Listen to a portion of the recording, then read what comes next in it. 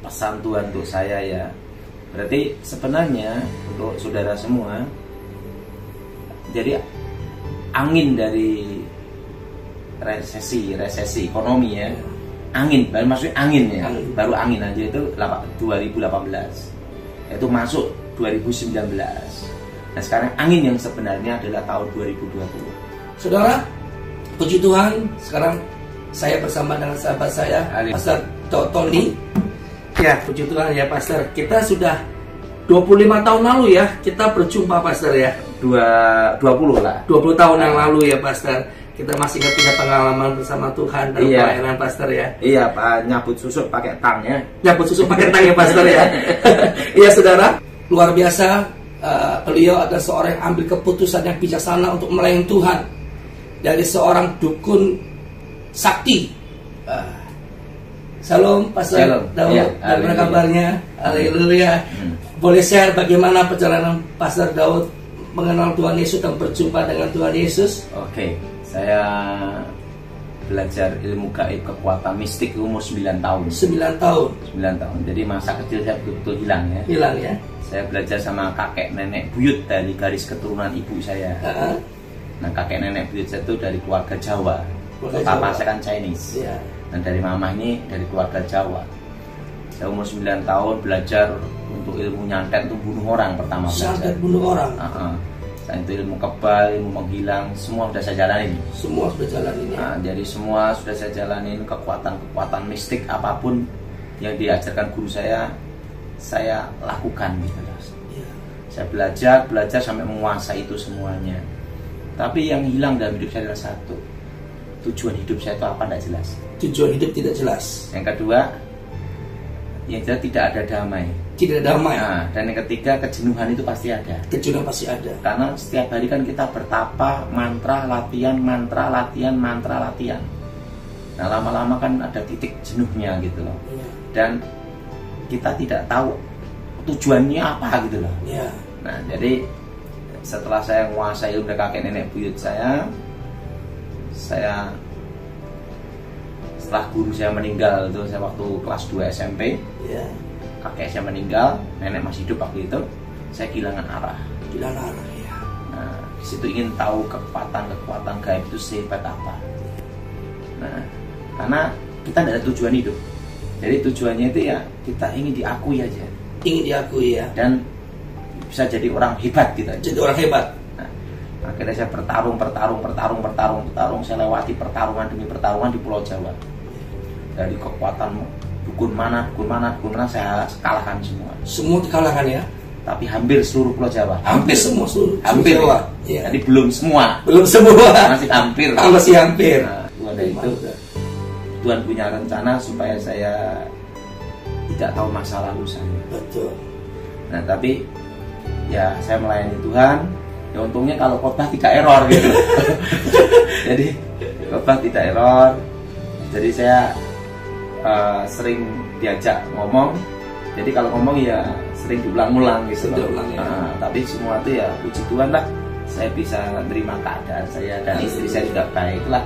Tapi yang jelas saya sembuh normal lah. Sembuh normal. Iya. Nah, saya itu pesan Tuhan untuk saya ya.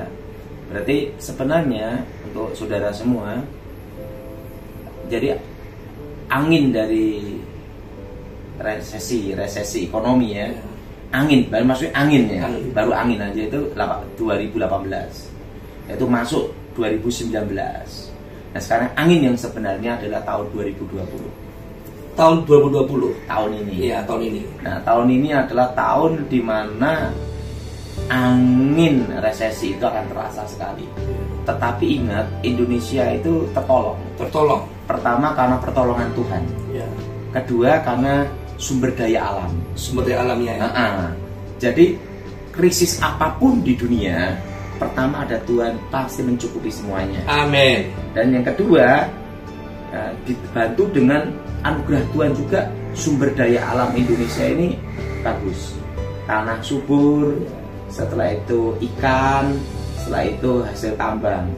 Jadi untuk masalah krisis ekonomi yang ditakutkan di Indonesia itu hampir tidak akan terjadi berat. Ya hanya terasa aja lah. Hanya terasa saja Pastor ya. Terasa, terutama kalangan menengah ke bawah ya. Harga-harga barang naik, yang tidak naik hanya harga diri. Harga diri ya. Nah, tetapi itu tidak terlalu berat gitu. Karena kita pertama karena Tuhan pasti tolong Indonesia. Amin. Dan yang kedua, Tuhan berikan anugerah atas Indonesia. Amin. Ini sumber daya alam. Sumber daya alam. Nah, tapi ini kalau saya lihat perkembangan sekarang, jadi Presiden kita Pak Jokowi ini berjuang untuk negara. Untuk negara. Nah, ya infrastruktur semua bagus. Amin. Nah, nanti akan dirasakan oleh rakyat itu kan tahun 2023, 2023, 2024 semuanya. Nah, yang jelas kita berdoa untuk Pak Jokowi supaya Tuhan berkati dan beri kekuatan. Amin. Jadi tadi dikatakan oleh beliau Pastor Tony bahwa tahun P adalah di mana ada perjumpaan wajah dengan Tuhan, saudara. Seperti tadi Pastor Daud berjumpa dengan wajah Tuhan. Saudara, ini akan berlaku bagi semua orang mengasihi Tuhan, saudara. Tuhan bisa pakai semua orang. Tidak peduli apapun masa lalu saudara. Tuhan bisa pakai. Dan Tuhan punya hak untuk berjumpa dengan siapapun. Saudara, saya rindu tahun 2020 saudara menikmati. Waktu Anda berjumpa dengan Tuhan, saudara, hidup Anda akan berubah. Saudara akan berani melupakan masa lalu. Bahkan Tuhan akan menghapus masa lalu saudara. Seperti Paulus katakan, berlari-lari pada tujuan, saudara. Mari, saudara berlari pada tujuan. Kejar kerajaan Allah. Maka segala sesuatu akan Tuhan tambahkan bagimu. Saudara percaya? Kita melihat bagaimana Daud Tony dipakai Tuhan. Ini pelayanan sudah berapa tahun, Pastor? Saya bertobat langsung pelayanan itu sejak tahun 93. 93, berarti lebih dari 40 tahun ya? Enggak, ya kira-kira ya 26 tahun. 26 tahun, saudara ya. Itu bukan masa yang pendek ya. Kalau dalam pernikahan ini usia kawin perak, saudara. Kawin. Saya dan tidak pernah pindah-pindah gereja. Tidak pindah-pindah gereja. Saya ikut Pak Gilbert ya sampai sekarang. Sampai sekarang ya. Nah, saudara, kita boleh dibagikan iman kita bahwa yang pertama, di luar Tuhan tidak ada damai. Yang kedua, di luar Tuhan tidak ada tujuan yang pasti. Dan yang ketiga, saudara, di luar Tuhan pasti binasa. Saudara, sahabat-sahabat, kasih Bapa yang dikasihi Tuhan, biarlah tahun 2020 kita sikapi. Kita mau sungguh-sungguh mengenal Tuhan Yesus secara pribadi. Kita mau sungguh-sungguh hidup dalam ketaatan. Tanpa ketaatan, saudara, saya mau katakan dengan tegas, saudara tidak berkenan di hadapan Tuhan.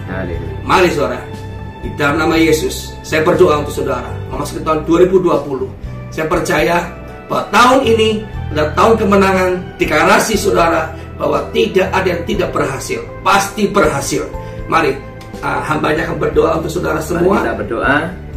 Bapa di surga, Yes. Aku percaya jemaatmu, umatmu Engkau berkati dan wajahmu menyinari hidup mereka. Amin. Dan saat ini telingamu mendengar doa-doa Yes. mereka. Bebaskan dari yang jahat, bebaskan dari Yes. supaya namamu dimuliakan dan diagungkan. Amin. Dan kuasa Yesus dinyatakan. Di Amin. dalam nama Yesus, berkat dari Bapa di surga, Yes. Allah Anak dan Allah Roh Kudus menyertai. Demi nama Yesus. Amin. Amin.